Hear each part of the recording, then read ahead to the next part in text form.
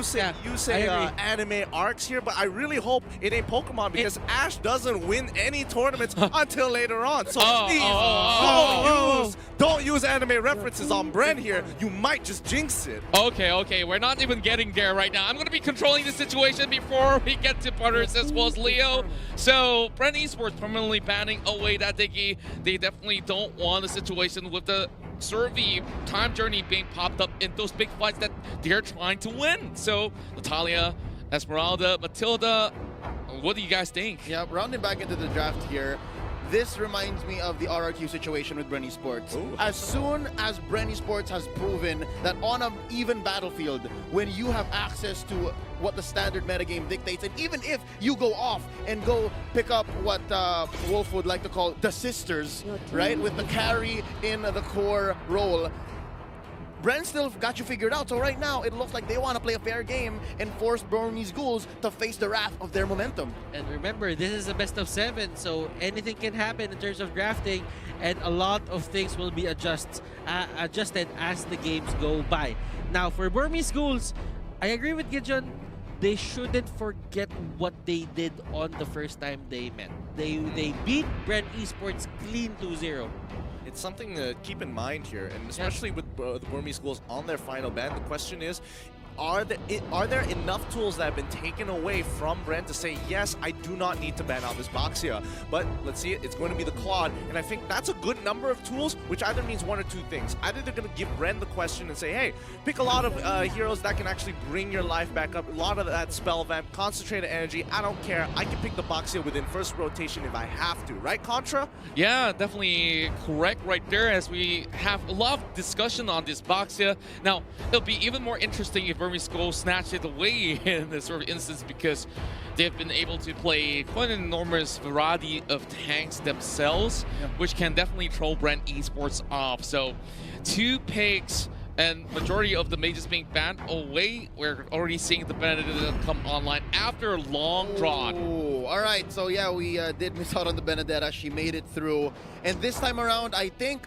Baksha would be safe. Baksha would be safe because that's Yuzhong picked up right now by Burmese Ghouls, so they can give Flap Teasy Baksha and then figure something out for Carl Teasy. There it is, the Yusen Shin.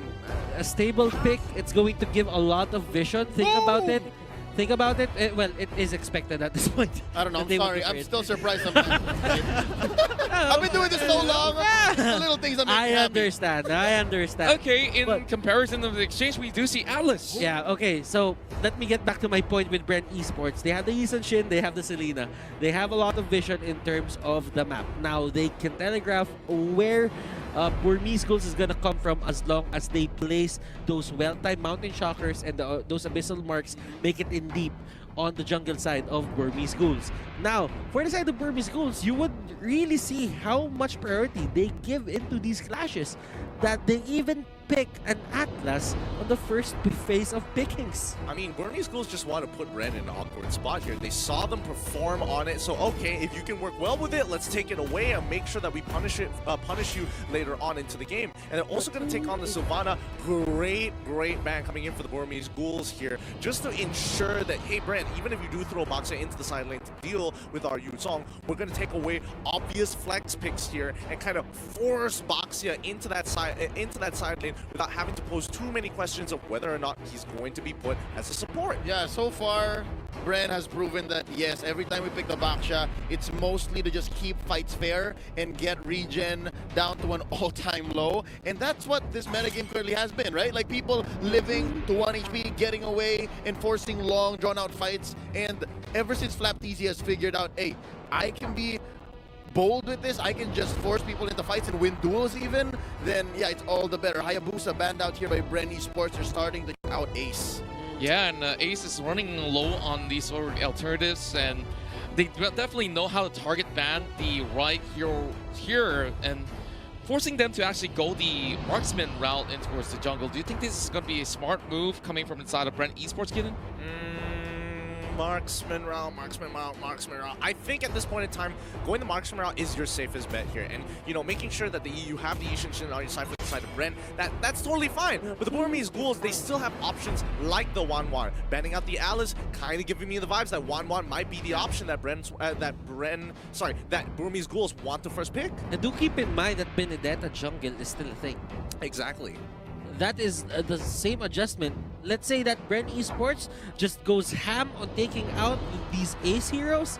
That Benedetta could be good as his. And we know that Burmese Ghouls can adjust. They were known Exactly. to play non-tank lineups as well. Yeah, and from the side of Bren Esports, they have taken note that the Lunox is also up for grabs, which is such a strong DPS hero that can be brought online. And with that, you know, this is going to be the first pick in priority of Ace. Yeah. Let's talk about it, Leo. I think Butter's point was true because if you choke out Ace, yeah, again, they can just throw Benedetta into the jungle, but they switch it up. They say, all right, kid, check yourself before you wreck yourself. We're going to take away the Lunox from you, but who's still on deck there? Farsa still out there? Harith's still out there. Harith's still out there. Ruby DD was going, whoo! Pretty hot. I mean, he's definitely got some moves. I think the question is whether or not they can scale. Yep, they go for something that scales naturally with level progressions. Right now, this just tells me that this is going to be a Benedetta jungle. Like, no priority whatsoever in the fourth pick. If you were ever thinking of getting an assassin to the mid lane or a marksman, that should have been that slot. Yeah. So I think they're just throwing no caution out of the wind. Burmese Ghouls, they're going to play it hot and loose. Bren Esports now forced to finish their lineup last two picks. Farsa here, gonna go on to Rebo from the side lanes. And of course, it's all Trusty Lusty's Cho. Yeah, I think this is really smart for the side of Bren, putting in the Farsa into the composition, and then going for that offlane Cho, or arguably even the offlane Farsa as well. Even if Burmese Ghouls want to pick up the Wanwan here, it's like, but then you're up against someone you can't really bully, and then what's the point, right? Yeah, definitely want to talk about this one because this Cho's intention is to get that Veil or even the Benedetta if he can get anywhere close to it. So there's a lot of all these layers when it comes down to team fights coming from the side of Burmese Ghouls. And to add on top of that layer, it's really Roger that will be giving them so much of that sustainability and damage in the late game. Okay, it's good against the backshock. It answered the backshock just because of the percentage damage that he has when in wolf form. He can dive in for the Selena, he can dive in for the Farsa, and it really gives a lot of Bren Esports positioning problems throughout the entire game. Yeah, I don't know. I'm looking at this draft. I'd say it's rather interesting here, but Burmese Ghouls draft. This is the first time I'm seeing their draft and thinking like, man, this is a pretty hard to execute draft in comparison to Bren Esports, and it feels like a change of pace. Yeah. Definitely a change of pace, and of course, having a little bit of that scalability definitely helps the side of Burmese Ghouls, but you know, Bren Esports is that team that will press you on from minute one, and that might just be the trouble for the side of Burmese Ghouls. But, well, Butters, this game, I'm pretty sure there's a stance coming in, but I'm liking what I'm seeing from both sides. Yeah, it's just hard to execute for the side of Burmese Ghouls, but Bren Esports still has something simple, so let's see. That's right, ladies and gentlemen, we're going in towards game 2. Bren Esports 1-up. Burmese Ghouls still looking for the first point, and casters, please have the floor. Well, thank you, Aaron Contra, my friend. Now, the reason why I'm saying Burmese Ghouls have a more difficult composition naturally is because of what they have in the lineup. But more importantly, we saw previously when they were up against RRQ. RRQ was like, yes, we want a hard-to-play composition. Burmese Ghouls, I like it simple, and I like it effective. They have 2 executes on their side for Burmese Ghouls, and it really makes a lot of sense just because they want to take Flap TZ as fast as possible. Get his HP on that threshold, press that, and just rinse and repeat. Yep, and they want to do it to everyone on Bren Esports side because they're all high damage output heroes, right? Rebo, even Lusty with the only fast, Carl TZ, of course, the core, and this is currently turning into the most fair metagame of Mobile Legends we've seen in a while, right? Save for those diggy strats, but right now, Flapteasy dueling with D down bottom. Up top, it's going to be the Benedetta versus the Farsa on Rebo and Ruby DD. Yeah, this might be the first engagement here. Again, we are seeing the Mountain Shocker to get a good idea of how this is going out. Lusty, he sees what's going on off on top side. He's just going to use his G Kundo to get on out of there. As you can see, the Burmese Ghouls have control over that top side, but Bren don't necessarily have to react. I mean, look down bot. They are pushing out D. Ooh. Now Lusty caught out here. Again, the big rotations by Burmese Ghouls not turning into much. Getting a few hits on this energy shield is Flapteasy and Few growing their lead by about 400, 500. Very, very small. Not yet noticeable. But right now, after this turtle, 2 minutes in, definitely we're going to see an early lead. You can see right now how serious Burmese Ghouls is into taking this turtle. They know when it will come out, and look at this, they have 4 people in the area already. Knock up here by Cho, maybe gonna be telling them, hey, it's ready, it's ready. The blade put in by Kid, taking some damage is maybe Pop the Poissons. Carl TZ, Lusty at less than half health. I think Bren Esports already got what they needed. That's the turtle. Yep, and I definitely think it was a little bit of a macro mistake coming in for the Burmese Ghouls, where they're making the call thinking that they were going to get invaded, but instead Bren Esports take the advantage of this and you go for the turtle, because again, look at D, he only just hit his level 4, his wave was already pushed in. They realized, oh, we're at a level disparity, only because they were able to push D out at the 2nd minute of the game. Small decisions like this make a huge difference, and Burmese Ghouls will not take that risk. Now Lusty is just staying in the brushes. He knows that he needs to find where maybe is gonna come from, but Carl TZ is just farming well, different from the start of game number 1. Here we go, Way of the Dragon already on top of maybe to get the first pick of the game. First blood goes through, a quick follow-up of the Abyssal Arrow here, and Burmese Ghouls, again, they are just pulling backwards and not trying to be too aggressive, and these picks are going to hurt them at the end of the day, considering what their lineup is. Now 3 minutes, 30 seconds in, all heroes on the map have their ults. So now fights are going to get more interesting. Engagements are going to be almost all in, and if not, somebody's going to be counting, hey, this guy spent his ult, we should go for a move now. Electo final blow here by Ruby DD. Gets caught in by Few in that bush. Oh, Ruby DD wants more. Level 6. Here comes the rest of them. Nice arrow to scout out the bush. That's going to be Carl TZ charging up this arrow. Gets a few hits in. Mountain Shocker from the back. Here comes Lusty. Way of the Dragon. That's going to be the Fatal Links by Maybe. And the fight is happening underneath the turret. That's going to be Ruby DD, the first casualty. That makes Kid the second.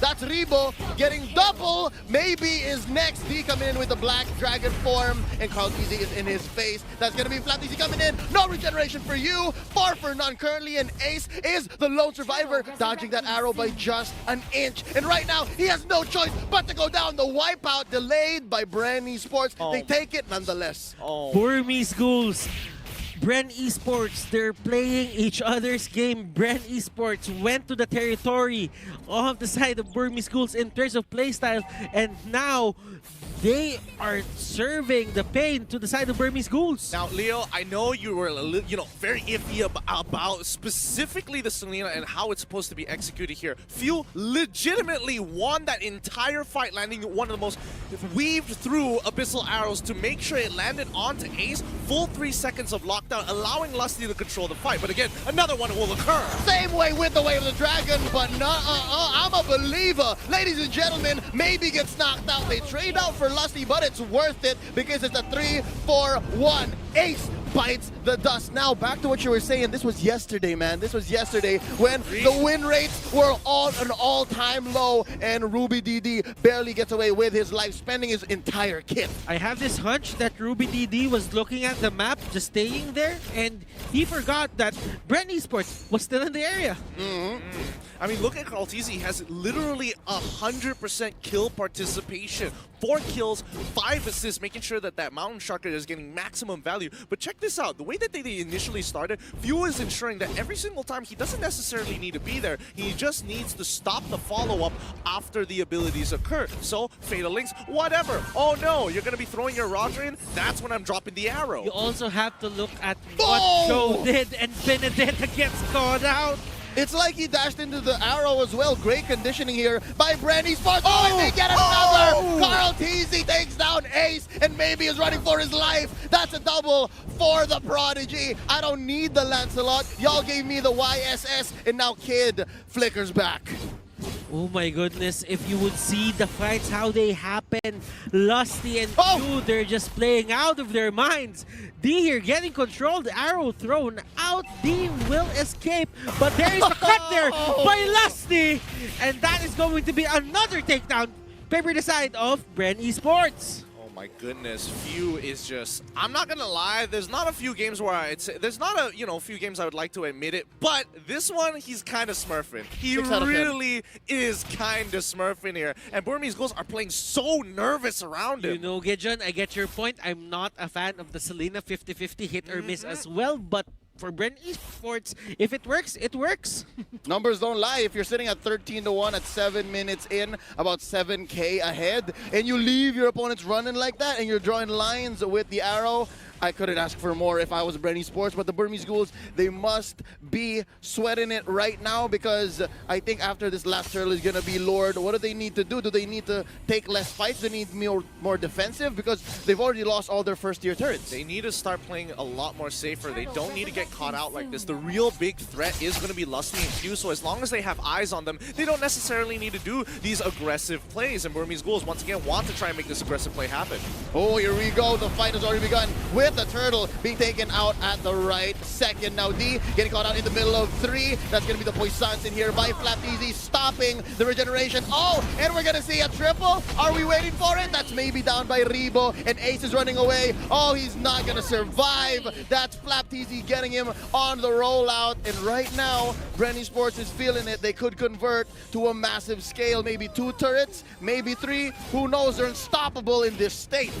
I'm starting to get more and more disappointed. This isn't the Burmese Ghouls that we know and love. This wasn't the same team that played yesterday. They are playing scared, and not only that, they're making terrible decisions. Right off the bat, they're not playing off of the power spike. They could have waited for the 22K mark. Instead, they give another 5K over to Bren Esports, a full turtle, and another turret. At this point, Burmese Ghouls are just putting more nails in their own coffin. This is not what I wanted for them. This isn't the team that we know and love. Burmese Ghouls, they need to find a way to stop this bleeding right now. Flapteasy is just zoning out everyone. Even D cannot stand in front of Flap. Flap is level 10, D is level 8.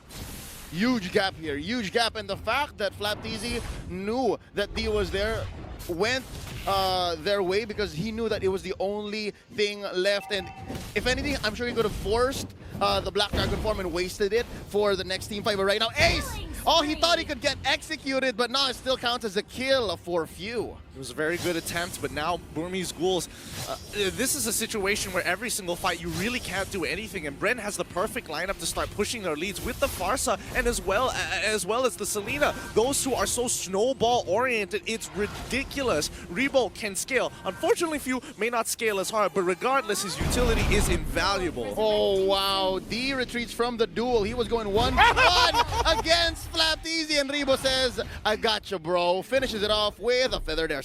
It hit earlier just because he was flying. But still, that is going to be a Lord attempt going to the side here of Bren Esports. Oh my goodness. There's no contest here. There's no contest. Look at the wall of Flapteasy and Few. And it's not because Burmese Ghouls doesn't want to contest. It's because they can't. Oh, it hurts to see. It hurts to watch. 13K ahead, and all this because Burmese Ghouls are feeling nervous and made some really bad decisions, especially when they wanted to contest that turtle. They lost 10K off of that, and honestly, I think this pretty much seals the deal here unless Bren makes a mistake. But we've seen how Bren plays. This is how they do it there at the Philippines, watching their VODs. The moment they get that lead, they don't let go of it. Burmese Ghouls, they need to find a way. And what's that way? Just wait for Bren Esports to make a mistake. But how long can you hold on?